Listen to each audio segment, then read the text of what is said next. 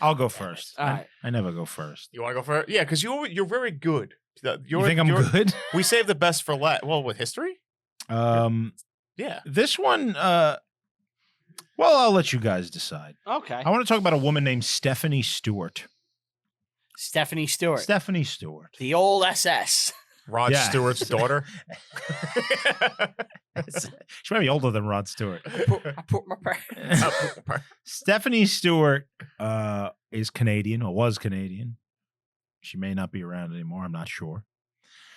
In Hilton, Alberta, which is in the wilderness. Okay. Hinton, Alberta, not Hilton. Hinton. Population 10,000. Okay? Yeah, that's the nearby town. She was a 70-year-old, she's an old lady, fire lookout. Oh, like a fire tower?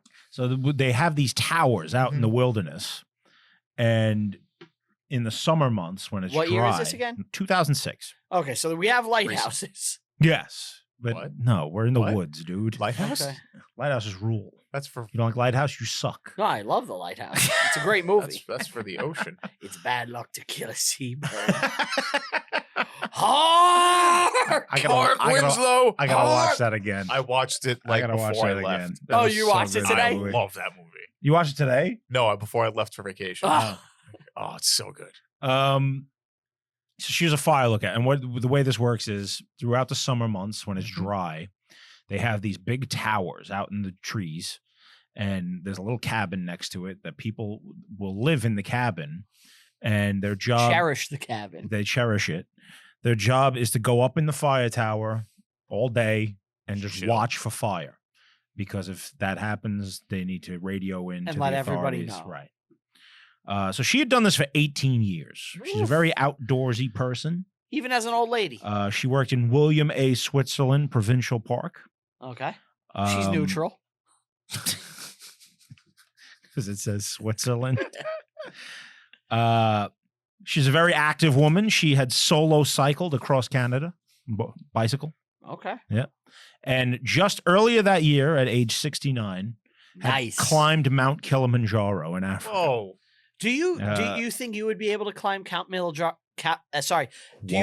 you think you would ever be able to climb Count Kilimanjaro? yes. Mount. I said Count. Mount Yeah. Kilimanjaro. Both peaks. Count Kilimanjaro. One. I did it. Do you think you would ever be able to climb it? I don't. I'm not a mountaineer. Yeah, I don't think it's an actual. There's like, a wonderful Monty Python sketch about this. steep mountain. I think it's like a trail you just walk up. Oh yeah. Pretty sure. But yeah, she had climbed Mount Kilimanjaro. She had a garden in the tower and a cat. She lived in the cabin. Sick. And her job was every day she had to check in with, the rangers, which were miles and miles away, on the radio every morning and every night. Okay. Okay. 9 p.m., August 26th, she has a phone call with someone in her family, a relative. All right. Regular phone call. Yes. Mhm. That is the last time anyone ever saw or heard from her ever again. Really? She goes Yes. missing. So the next morning, it's time to check in. She misses her check-in. So they call her phone, the cabin phone. It rings. Someone picks up the phone and immediately hangs up. Huh. They do this several times. Then eventually someone just unplugs the phone. This is creepy. In 18 years, she had never missed a check-in. So this is very strange. Yeah. So they send someone to check on her. When they get to the cabin, like another fire lookout, which Yeah. is, several miles away, it took some time for them to get out there. The stairs leading up to the cabin have blood on them. Oh. After analysis, they find out it's her blood. All right.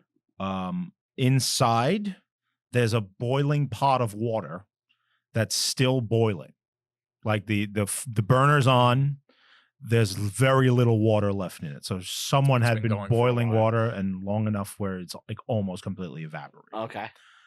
So this is probably what she was doing. Also missing from the cabin are a gold watch, I guess not her watch, but like a watch that was in the cabin that people knew about, and the bedspread / sheets. They determined immediately this was not an animal attack by any kind. Homeless person. And then it resulted in the largest manhunt search through the wilderness in the history of Alberta. Okay. And this is 2006. 2006. So the giant search for this woman. They come up with absolutely nothing. She's just like she fell out off the planet. October comes. It's the winter. They have to call off the search. Mm-hmm. They resumed again in the spring. Nothing. To this day, every so often, search parties will go out looking for any trace of her. Like and recently, like over 100 people. 2018, over 100 people went out looking for this woman, and nothing. She's just. It's gone. a complete cold case. She's just gone. Complete cold case. No sign of her.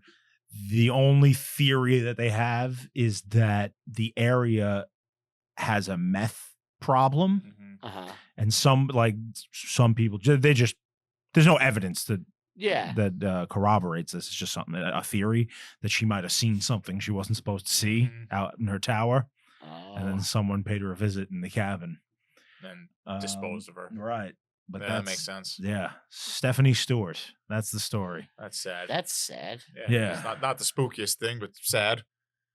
You're right. I could have done better.